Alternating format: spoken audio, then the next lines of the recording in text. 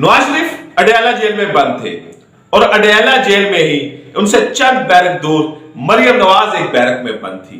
मियां नवाज शरीफ कुलसूम नवाज को बिस्तरे मरग पर छोड़कर आए थे और कुलसूम नवाज की हालत इंतहाई ज्यादा खराब थी।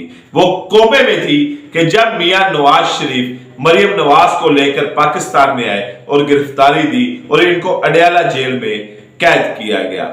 एक दिन मियां नवाज शरीफ अपनी बैरक में बैठे हुए थे कि अचानक उनको घबराहट सी महसूस हुई। उन्होंने जेल से बाहर खड़े हुए संतरी से कहा कि मैं जेलर से मिलना चाहता हूं चंद मिनट के लिए। उस सिपाही ने जाके जेलर को मियां नवाज शरीफ का पैगाम पहुंचाया।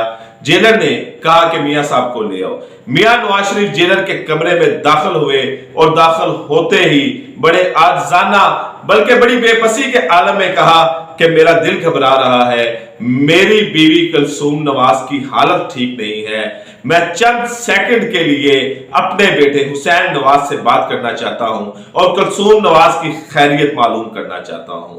मेहरबानी फरमाकर मुझे चंद सेकंड के लिए अपने बेटे से बात करने दे ताकि मैं अपनी जोजा की, जिसके साथ एक लंबी इनिंग्स खेली है मैंने, लंबा मेरा अरसा गुजरा है उनके साथ, मेरी शरीक हयात है, तो ताकि मैं उनकी जो बीमारी के बारे में उनसे हुसैन नवाज से पूछ सकूं।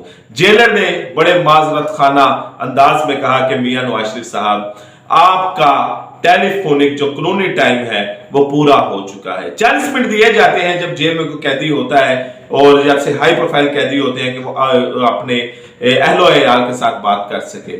जेलर ने कहा कि आपका टाइम पूरा हो चुका है इस हफ्ते का, मैं आप कोई बात नहीं करा सकता, फोन टैप होते हैं, मेरी नौकरी जा सकती है। मियां नवाज शरीफ ने फिर दरख्वास्त की कि आप पूछ लें कि हुसैन नवाज से कुलसूम नवाज साहिबा की तबीयत कैसी है। जेलर ने फिर बात कर ली। 3 दफा वजीर आजम बना हुआ शख्स बेबसी के आलम में जेलर के सामने बैठा हुआ है और चंद सेकंड बात करने की मोहलत मांग रहा है जो उसको नहीं मिल रही। मियां नवाज शरीफ बेबसी के आलम में, मायूसी के आलम में बड़ी मुश्किल से सीट से उठते हैं और लड़खड़ाते हुए कदमों के साथ अपनी बैरक में आकर खड़े हो जाते हैं। उन्होंने जो पुश्त थी उनकी वो जेल सलाखों की तरफ थी और उनका जो मुंह था वो जेल की दीवार की तरफ था और मियां नवाज शरीफ से गहरी सोच में थे।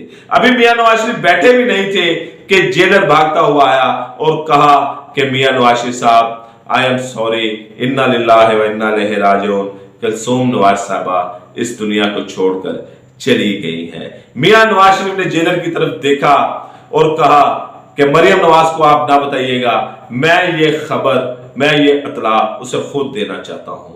जेलर ने कहा ठीक है। मियां नवाज शरीफ को लिया और मरियम नवाज की बैरक की तरफ चल पड़े। मियां नवाज ने बैरक खोली, अंदर दाखिल हुआ, अपनी बेटी को गले से लगाया और कहा कि मुंह से कोई लफ्ज नहीं बोलना, वो ही होता है कि जो अल्लाह का हुक्म होता है, तुम्हारी वालदा अब इस दुनिया में नहीं रही।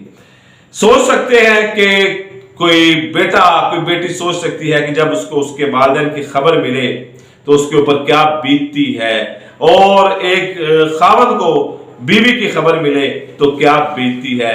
लेकिन बेबसी का आलम कि मियां नवाज शरीफ आखिरी वक्त में अपनी बीवी के ना पास थे और ना उसकी खैरियत मालूम कर सके।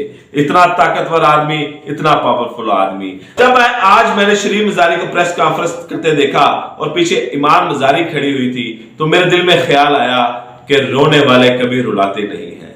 जिनके आंसू खुद कभी निकले हो वो कभी किसी के आंसू निकलने नहीं देते। जिन्होंने कभी खुद दर्द सहा हो, दर्द महसूस किया हो, वो कभी किसी को दर्द नहीं देते।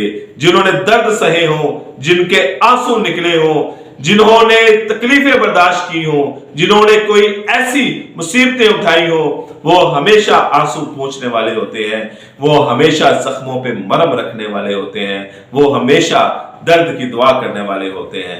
मुलाकात होगी इंशाल्लाह आपसे अगली वीडियो में। इजाजत है, अल्लाह निगहबान।